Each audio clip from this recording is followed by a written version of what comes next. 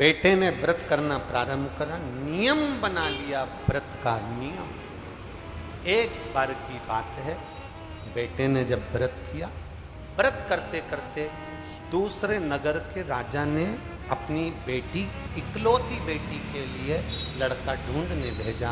तो ये युवराज, ये लड़का मिला, जिसको देखकर अपनी बेटी का विवाह कर दिया। बुजुर्ग राजा के पास में कोई नहीं था संभालने के लिए, तो पूरा राज ठाट इसको दे।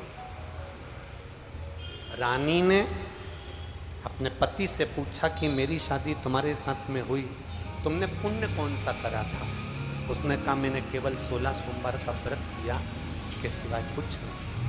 उसका पुण्य इतना प्रबल है? हाँ, इतना प्रबल। हाँ, अभी भी तुम व्रत करते हो? हाँ, 16 सोमवार। हाँ, एक बार 16 सोमवार का व्रत का कार्य था। पति ने अपनी पत्नी से कह दिया कि पूजन का सामान लाकर दे दो। शिव महापुराण की कथा यहां तक वर्णन करती है, पशुपति व्रत करो तो अपने हाथ से प्रसाद बनाओ, पशुपति व्रत करो तो अपने हाथ से थाली लगाओ। शंकर भगवान की हरतालिका तीज का व्रत करो, चाहे पशुपति व्रत करो, चाहे शिवरात्रि का व्रत करो, अपने हाथ से पूजन की थाली लगाना चाहिए, जमाना चाहिए। अपने हाथ से पूजन की थाली को तैयार करना चाहिए। दिया बाती सब अपने हाथ से, अपने हाथ। और आज हम कहने में पीछे नहीं हटेंगे, एक बात जरूर आपसे कहेंगे, अगर आप स्वीकार करेंगे तो।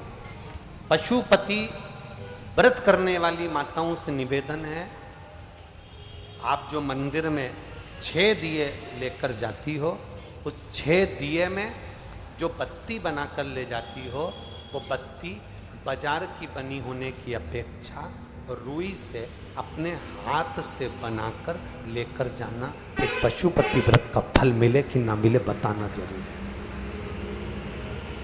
बाजार की बनी बनाई बत्ती, यहां तक पशुपति व्रत में हमने यहां तक कहा कि बाजार का प्रसाद नहीं, अपना बनाया हुआ प्रसाद रखो। बोला था कि नहीं बोला था? जितनी माताएं बेटी बोलो जरा जम के, बोला है ना?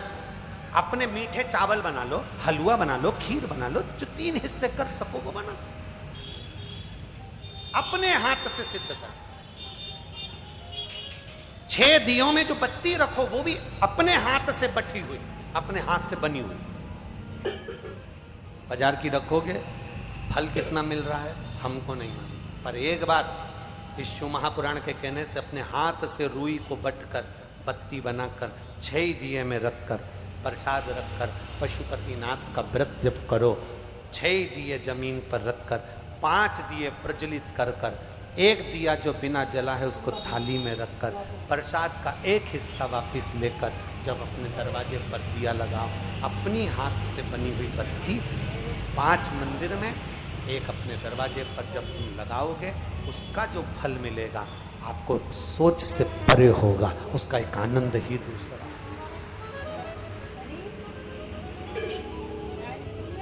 रेडीमेड जमाना हो गया, चंदन भी रेडीमेड, बाती रेडीमेड, सब सामान रेडीमेड। 2 चीजें तो अपनी करो खुद की। क्या क्या? एक पशुपति नाथ का प्रसाद और एक पशुपति नाथ के मन पूजन में लगने वाली बात, ये तो अपनी करो। 2 चीजें अपनी हो, एक प्रसाद, एक बाती। बाती भी अपनी, बाती अपनी। का सुंदर प्रसंग है, स्कंद पुराण का ये प्रसंग आपने पहले भी सुना होगा। एक बुढ़िया के घर में बच्चे नहीं हुए, एक बुढ़िया के घर में उसके बेटे के यहाँ संतान नहीं हुई, पोते का मुंह नहीं देखा उसने, दुखी रहती थी, सबको गाली देती थी, सारे देवताओं को गाली देती थी, संतों को गाली देती थी, सबको गाली।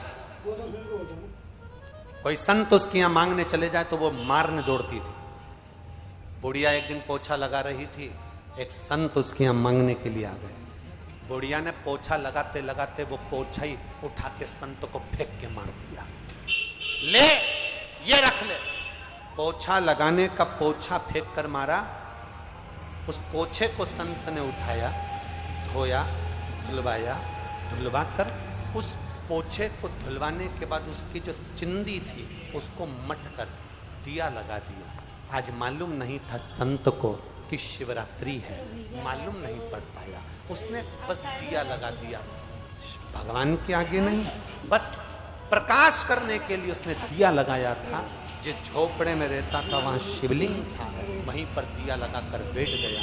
इतने में बाबा देव अधिदेव महादेव ने कहा, सुनो संत देव, जिस स्त्री ने तुमको ये पोता दिया, हमारे यहाँ पोछने वाले को पोता कहते हैं, जिस स्त्री ने ये पोछा, ये पोता दिया, उसका दिया कपड़ा मेरे सामने प्रकाश करा है, इसलिए मैं उसके घर में पोता देता हूं। ये पोते का प्रमाण, मैं पोता दे रहा हूं उसके घर। एक पोछे का कपड़ा भी हमको फल दे जाता। अपने हाथ से आप लोगों ने पशुपति व्रत करे हो और आपको लगता है कि मैंने व्रत करे थे, मेरा काम नहीं हुआ, एक बार अपने हाथ से बाती को मट कर भगवान के सामने 5 पशुपति व्रत कर देखिए। रानी से कहा कि मेरा पूजन का सामान भेज देना, अपने हाथ से हरताली का तीज की पूजन की तैयारी करो, अपने हाथ से फुलेरे का स्मरण करो, अपने हाथ से पूजन का साहित्य तैयार करो, अपने हाथ। अब संतान अब यहाँ उसने अपनी रानी से कहा मुझे सामान ला दो। रानी ने नौकरानी के हाथ, दासी के हाथ सामान भेज दिया पूजन का। आकाशवाणी